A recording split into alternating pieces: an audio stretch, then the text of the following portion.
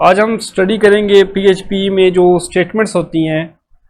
ठीक है, 4 स्टेटमेंट जो है ना ये हम स्टडी करेंगे, क्योंकि आज थोड़ा सा मौसम ख़राब है, मे भी शायद लाइट चली जाए, तो मैं ये सिर्फ जो 4 है ना यही कंप्लीट करवाऊँगा। ये स्टेटमेंट हमारी यूज़ होती है जी इफ़ की, उसके बाद होती है इफ़ एल्स की, फिर इफ़ एल्स इफ़ होती है, और उसके बाद होती है स्विच स्टेटमेंट। तो ये चारों जो है हम आज कवर करेंगे इसके अंदर। तकरीबन 30 मिनट की क्लास होगी। सबसे पहले आती है जी, अच्छा इफ़ का मतलब क्या होता है। सेम इसका नाम अगर आप उर्दू में लें, इसका मतलब होता है अगर। अगर जो है वो कहता है अगर कंडीशन ये वाली ट्रू होती है तो आप इस कोड को चलाओगे। ठीक है, बस इतना सा काम है। आगे क्या करना है, अगर कंडीशन फॉल्स होती है हमको उससे कोई लेना देना नहीं है। बस हमने ये चेक करना है कि यहाँ पे कंडीशन जो है वो ट्रू हो रही है तो हम इसको चलाएंगे, फॉल्स हो रही है तो हम क्या करेंगे, कुछ भी नहीं करेंगे, बस ब्लैंक स्क्रीन रहेगी। अब जैसे यहाँ पे एग्जांपल दी गई है, वो कहता है कि अगर जो है 5 3 से बड़ा होता है तो अब हैव अ गुड डे का मैसेज जो है वो डिस्प्ले करवाओगे। आगे चलते हैं। अगर मैं इसको यहाँ पे ट्राई यूजर पे क्लिक करूँ, रिकॉर्डिंग हो रही है। ये देखिए यहाँ पे उसने मैसेज शो करवा दिया। बिल्कुल एग्जैक्ट ऐसी बात है कि जो 5 होता है वो 3 से बड़ा होता है। तो ये स्टेटमेंट जो है हमारी क्या हो रही है, यहाँ पे ट्रू हो रही है। तो इस चक्कर में यहाँ पे जो मैसेज डिस्प्ले हुआ है वो हैव अ गुड डे हुआ है। अगर यहाँ पे मैं करता हूँ जी 2, ठीक है, अब ये हो गया फॉल्स। अब रन करते हैं, स्लो हो गया।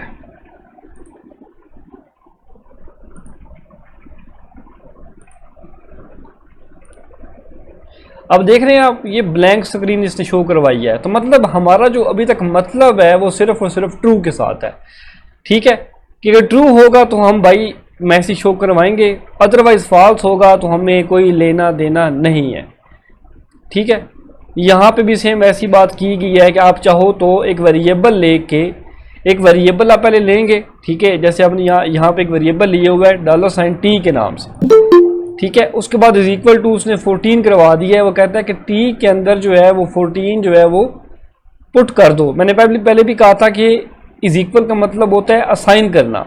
यहाँ पे जो 14 है वो इसमें आके असाइन हो चुका है। तो ये वैल्यू कौन सी है जी, इंटीजर वैल्यू है।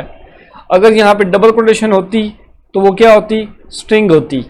अब ये क्या है, इंटीजर है।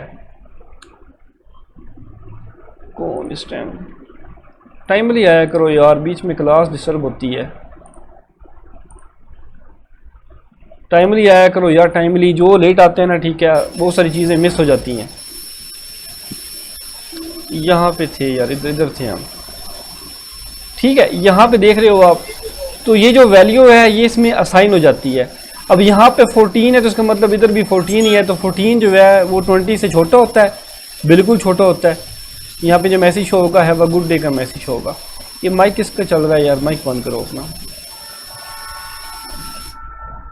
माइक अपना बंद रखा करें, माइक अपना बंद रखा करें। ठीक है जी, ये अब हम पहले हम जस्ट डट यहाँ पे वैल्यू दे रहे थे। अब वैल्यू जो है वेरिएबल के अंदर असाइन करके फिर हमने जो है वो शो करवाया है, तो वैसे भी वो शो हो गया है।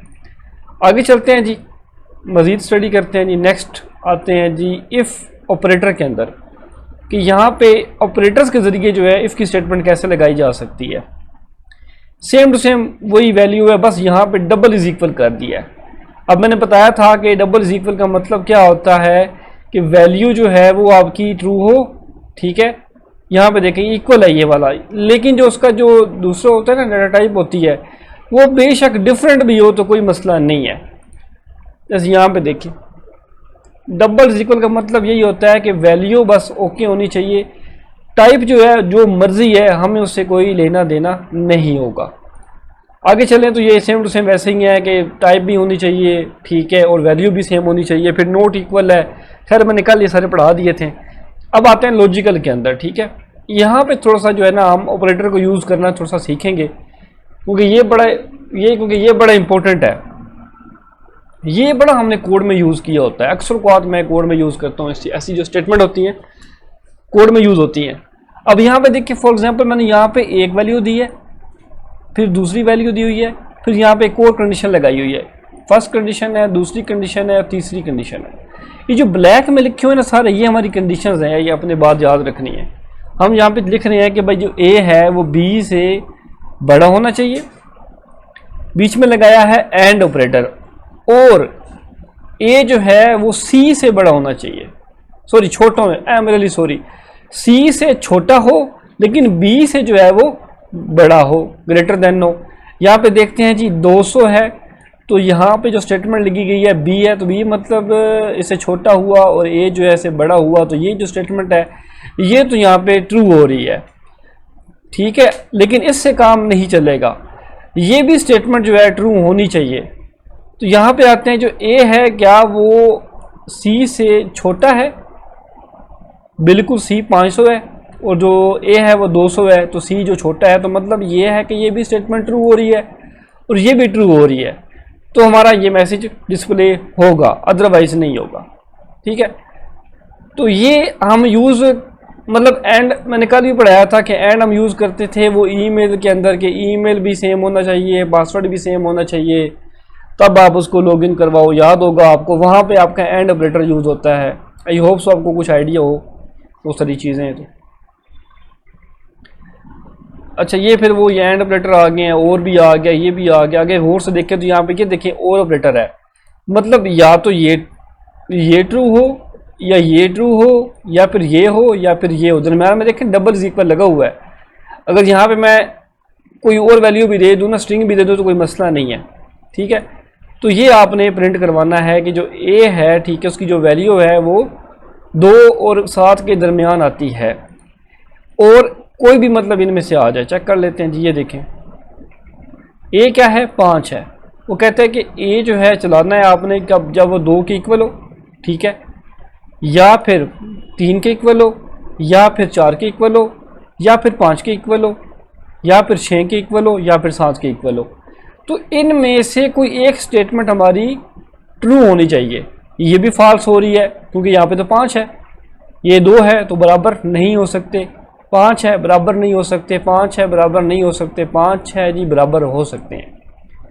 इवन आप यहाँ पे स्ट्रिंग ले लो बेशक, ये ले लो बेशक, फिर भी आंसर सेम ही आएगा, क्योंकि डबल इज इक्वल का मतलब होता है कि बस वैल्यू जो है ना वो सेम होनी चाहिए, टाइप उसकी जो मर्जी हो, हमें उससे कोई लेना देना नहीं है। लेकिन अगर हम यहाँ पे ऐसे कर दें, ठीक है, अब इसको चलाते हैं, ये देखें खाली हो गया, क्योंकि ये तो वैसे ऑलरेडी फॉल्स हो रही है ना, ये भी फॉल्स हो रही है, तो ये असल में ट्रू हो रही थी। मैंने यहाँ पे ट्रिपल लगाया है, तो यहाँ पे देखिए उसकी टाइप और है, इसकी टाइप और है, लेकिन टाइप अगर हम सेम करेंगे तो अब देखें वो मैसेज डिस्प्ले हो जाएगा। ये देखें, मैं बार बार इसलिए करवा रहा हूँ ताकि आपको याद हो जाए। अच्छा जी, अब आगे चलते हैं जी। ऑपरेटर की समझ आ गई? कोई सवाल वगैरह है तो प्लीज़ आप पूछ लें, मैं वीडियो यहाँ पे पॉज करता हूँ। चलिए आगे चलते हैं जी। आगे आती है इफ़ एल्स की स्टेटमेंट, ठीक है, यहाँ पे आते हैं इफ़ और एल्स। अब यहाँ पे 2 चीज़ें लगेंगी स्टेटमेंट, एक तो थी ना कि कंडीशन यहाँ पे ट्रू होगी तो हम ये चलाएंगे, फॉल्स होती थी तो हमको कुछ भी नहीं करवाना होता था, हम ब्लैंक शो करवाते थे।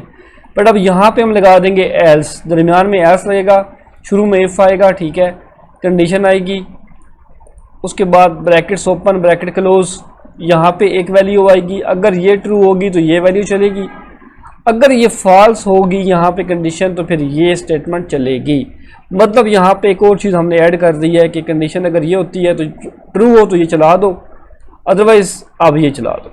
आप इसको ये कह सकते हो, जैसे कि एग्जांपल में यहाँ पे दिया गया है कि यहाँ पे डेट हम जो है, ये एक फंक्शन है बेसिकली, एच जो है बेसिकली ओवर्स को देखा जा रहा है कि जो ये जो हमारा यहाँ पे जो टाइम है ना, ठीक है, ये जो टाइम पड़ा हुआ है ये वाला, इस टाइम को वो पिक करेगा, ठीक है, और इसमें आके असाइन करवा देगा, ठीक है। जब असाइन करवाएगा तो जो वैल्यू आएगी यहाँ पे 20 है, 20 मतलब बनता है 9 के बाद 8 तक 20 बनता है। जब यहाँ पे 9 होंगे, ठीक है, तो ऑटोमेटिकली यहाँ पे जो है वो ये स्टेटमेंट हमारी क्या हो जाएगी, फॉल्स हो जाएगी, और हैव अ गुड नाइट के नाम से मैसेज आएगा। अभी जो है 8 हुए हैं तो चेक कर लेते हैं, 8 जो है वो गुड डे को शो कर रहा है, क्योंकि 8 जो है बेसिकली अगर आप गिन के लेकर आएँ तो वो 20 बनता है, ठीक है। तो ये कंडीशन हमारी यहाँ पे ट्रू हो रही है, डेट्स वाई जो है हैव अ गुड डे का मैसेज आ रहा है। ऑटोमेटिकली 9 बजे यहाँ पे गुड नाइट